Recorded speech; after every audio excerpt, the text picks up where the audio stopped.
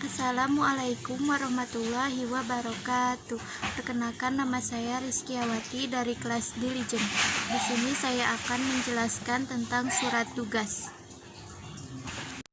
Surat tugas adalah jenis surat yang dibuat dan dikeluarkan oleh seorang pejabat yang berwenang di instansi atau lembaga tertentu yang isinya memberikan penugasan kepada seorang pegawai atau staf untuk melakukan suatu pekerjaan.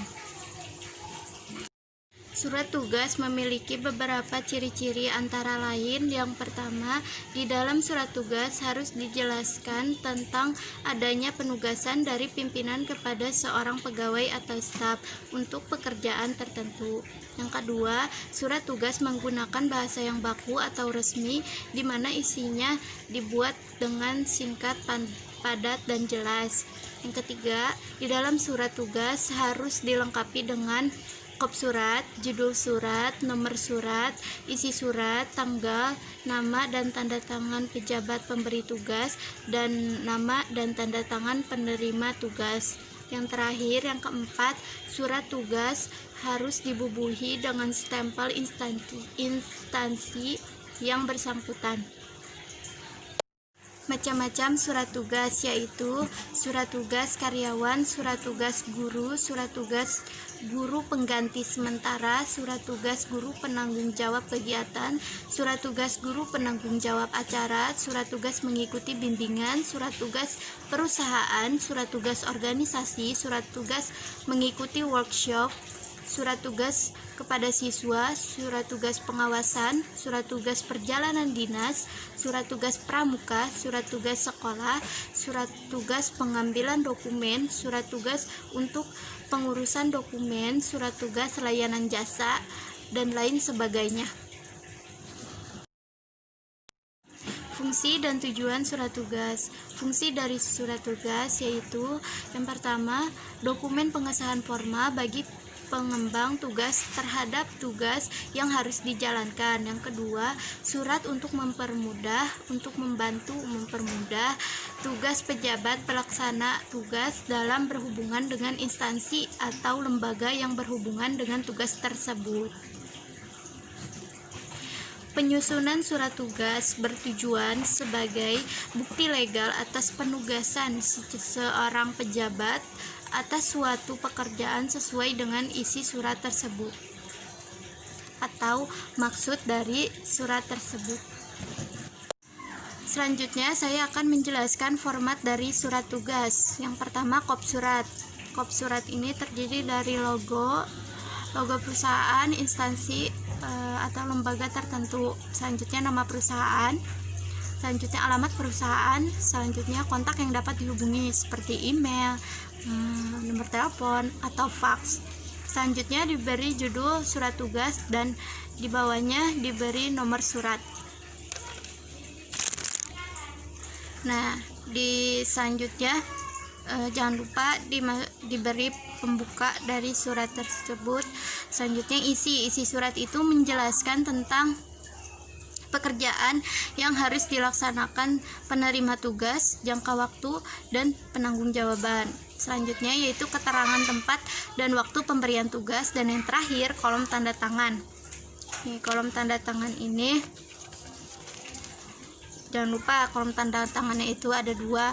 Yang satu buat kolom tanda tangan si pemberi tugas dan si penerima tugas. Biasanya di kolom tanda tangan ini berisi tempat dan tanggal pengesahan surat tersebut. Selanjutnya ini tanda tangan, dan yang ini nama orang yang bersangkutan, dan di bawah jabatannya. Di sini saya sudah membuat surat tugas perusahaan. Nah, surat tugas perusahaan ini hampir sama dengan surat tugas yang diberikan oleh karyawan, tetapi ada juga perbedaannya.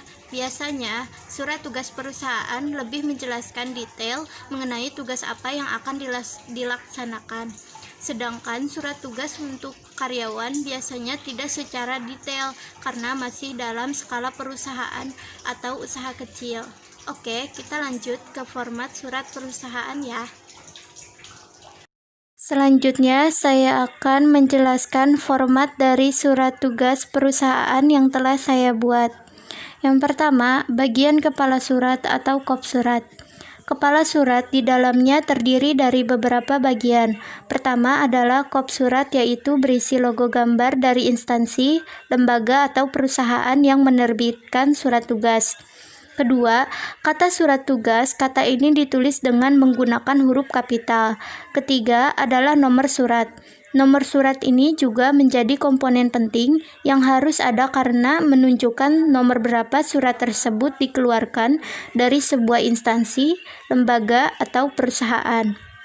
Yang kedua, batang dan tubuh surat tugas. Nah, selanjutnya masuk pada bagian batang dan tubuh surat. Dalam bagian ini ada beberapa hal yang perlu Anda ketahui. Pertama adalah alinea pembuka.